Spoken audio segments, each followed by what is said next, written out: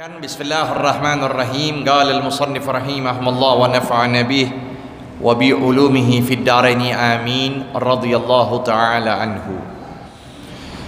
Walau tanajjasa ba'du badanihi aw thawbihi wa jahilah. Nah, ini yang sering pula kita alami, yaitu ketika kejatuhan najis di badan atau di baju, tapi dalam keadaan kita tidak tahu. Cuma kita yakin ini badan atau baju kejatuhan najis. Di mana ini? Di daerah mana? Kanan, kiri, depan, belakang? Kita nggak tahu. Nah, dalam keadaan tidak mengetahui, maka gimana hukumnya? Wajaba ghaslu jami'ihi. Maka hal itu hukumnya wajib membasuh keseluruhannya. Kenapa? Karena tidak kita yakinkan masih ada itu najis, atau tidak kita yakinkan terhilangnya itu najis, melainkan dengan basuhan keseluruhan. Kalau sudah dibasuh semuanya, kita yakin kan? Al-yaqin la yazal bisyak. Yakin itu nggak bakal tidak akan lagi akan ada keraguan, nggak ada keraguan. Wala yajtahid, udah nggak ada lagi ijtihad. Arti ijtihad apa? Mikir-mikir nih, ini di kanan dulu, apa di kiri, apa di depan, nggak lagi, udah basuhin semuanya udah. Nah itu dia. Walau ghassala nisfa mutanajjisin thumma baqiyahu tahura kulluhu in ghassala mujawirahu wa illa fayabqa al-muntasifu. Ini masalah lain lagi nih. Kalau seandainya kita membasuh sebagian baju yang terkena najis, kemudian baqiyahu, kemudian sebagiannya lagi kita basuh. Jadi baju ya sebagiannya najis, sebagiannya tidak najis. Tani yakin sekarang, ini masalah yakin. Sebagiannya najis, sebagiannya tidak najis. Gimana caranya? Seperti banyak apa aja, celana dalam, ya nggak kuat kita mau pipis tiba-tiba netes juga. Nah, iya kan? Tuh kita basuh sebagian. Nah, kemudian baqiyahu, artinya sisa dari itu pun harus kita cuci juga. Nggak boleh hanya sekedar itu doang. Emangnya najis kita najis kecil, najis bocah, kan enggak? Ya, karena najisnya kita mutawassithah, udah. Maka sisanya pun yang suci wajib dibasuh. Itu maksudnya ikut. In ghassala mujawirahu, dikatakan suci kalaupun juga dibasuh sampingnya, artinya keseluruhannya, sisanya. Kalau kain kena sedikit, nah maka juga kita basuh tuh semuanya juga. Wa illa fayabqa al-muntasif. Maksudnya apa? Kalau tidak, maka akan tersisa najisnya yang setengah. Kenapa? Kan airnya ngerembet. Ya kan? Kita basuh yang nih, ngerembet gak tuh? Merembet. Nah, kalau kita nggak basuh sebelahnya, ya berarti najis yang di situ.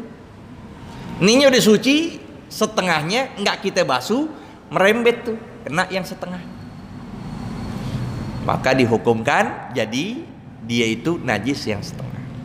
Terus gimana? Basuhlah semua. Jadi kalau kita pipis, ya ada sisa tuh celana dalam kena, ya udah basuh semua. Kayak contohnya kamar mandi, ya kamar mandi, lagi buru-buru buang air, taruh kain, buru-buru taruh begitu, akhirnya jatuh tuh kain ya. Kita tarik lagi, oh udah najis itu. Hukumnya najis. Sama juga di kamar mandi, masjid kah, di musola, di rumah. Kita masuk ke WC, kan kamar mandi kita multifungsi. Nggak kayak orang dulu kamar mandi WC khusus buat kamar mandi.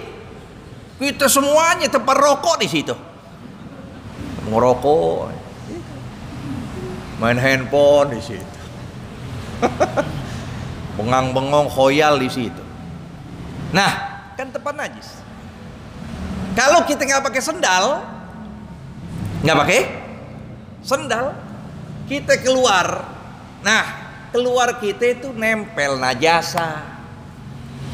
Sekalipun tuh kamar mandi bersih, kita cuci, kita sikat, tapi memang mahal najasah di situ, tempat najis, ya.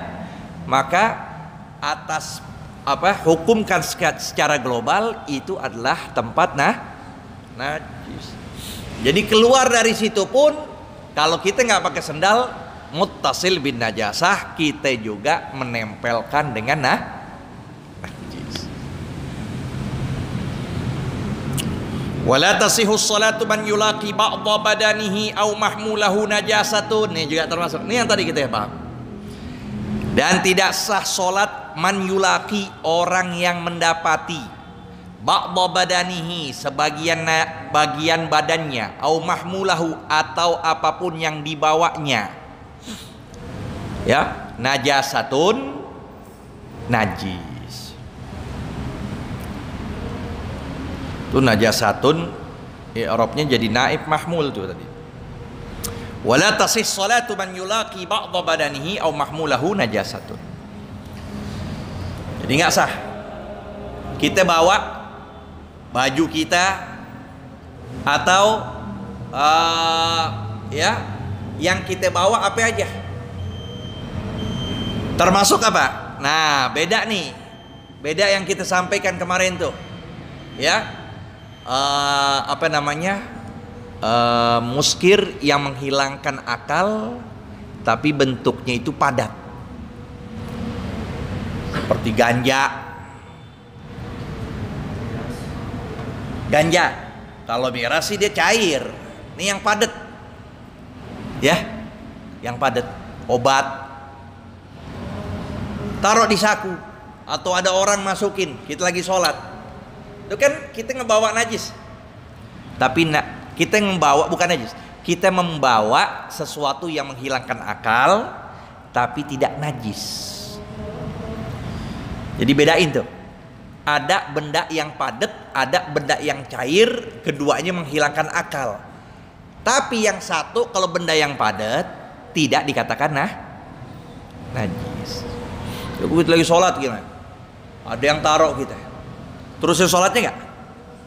Terusin, karena tidak najis. Kok kita lagi sholat tiba-tiba dilempar bir, wah, kita udah itu udah langsung, karena najis, nggak boleh kita terusin.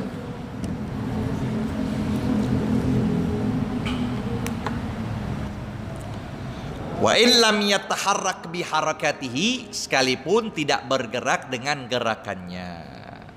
Nah, wala qabit tarfa hablin ala najasah. Nih, salat terikat kita dengan barang yang najis. B1, B2 terikat. Ya, berarti kita muttasil bin najasah. Nyambung dengan najis nggak sah. Terus gimana ya? Sudah nunggu sampai selesai, sampai terhilangkan atau terlepas dari barang itu. Selanjutnya kita sholat. Kalau enggak, sholat li hurmatil waqti, sholat untuk menghormati waktu. Itu dia yang sangat penting dalam kehidupan kita ini. Masalah ini kan masalah semua berkaitan dengan sholat. Sehingga Nabi menyatakan awwalu ma yuhasabu bihil abdu as-shalah. Sesuatu yang pertama kali akan dihitung manusia dalam amalnya adalah Apa maksudnya itu? Fa in soluhat soluhasairul amali. Kalau sudah bagus sholatnya, maka setelahnya akan dimudahin. Kalau 5 waktunya kita sholat terus, nggak kita bolongin, nggak kita tinggalkan, maka segala suatu perintah Allah nanti akan kita diminta pertanggungjawabkan dengan hal yang mudah, dimudahkan. Tinggalin sholat, tinggalin haji dan sebagainya, ntar dimudahkan tuh karena sholat.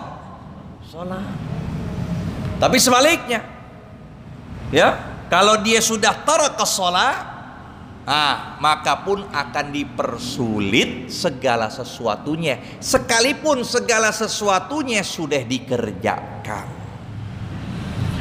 Dia tinggalkan 5 waktu, sekalipun zakat tetap aja dipersulit karena sholat. Itulah hadis yang menyatakan awwalu ma yuhasabu bihil abdu yaumal qiyamati as-shalah fa in saluhat saluha sairu amalih wa in fasadat fasada sairu amalih. Wala tadurru muhadzatun najasati min ghairi isabatin fir ruku'in aw ghairi. Nah, sekarang masalah yang lain. Sekarang kita sholat, yang dikatakan tidak boleh kena najis itu adalah badan yang langsung menempel dengan tempat sholat. Kalau tempat sholat kita ada najis tapi tidak menempel badan, maka hukumnya sah sholat kita, cuma makruh. Kita mau sholat tapi di depan dada kita ada kotoran, di depan dada kita ada darah. Gimana hukumnya itu? Nah, ini dikatakan wala tadurru muhadzatun najasati, tidak berbahaya berhadap-hadapan najis kepada orang yang sholat tersebut min ghairi isobatin, tanpa terkena. Ya, kita lagi sholat, di depan kita ada tikus. Tikus najis apa enggak? Najis. Tapi ketika lagi kita sujud, ketika kita tempelkan tangan kita, nggak terkena. Cuma terkena bagian di depan dada kita doang. Maka gimana hukumnya? Sah, cuma makruh. Ya. Beda kalau kita lagi sholat, depan kita darah. Itu darah bakal nempel ke kening kita atau ke hidung. Nah, maka di situ tidak sah. Kalau ke mulut kagak, emang kita cium. Emang kita lagi sholat cium tempat sujud ya?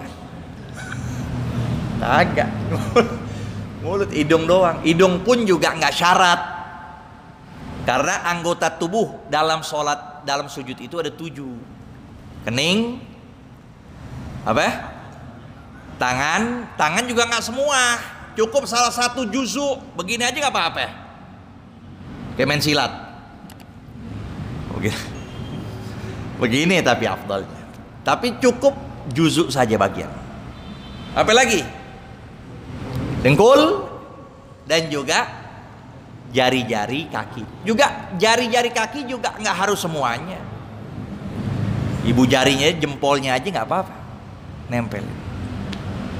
Nah, jadi kalau selebih itu, ya, di bagian betis bawahnya itu, ya, tulang kering ya. Nah, itu ada darah atau ada najis, sah sholat kita. Cuma hukumnya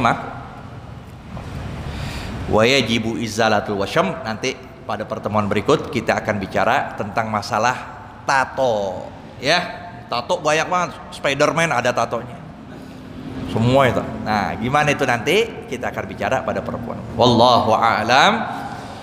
Rabbi zidna ilma warzuqna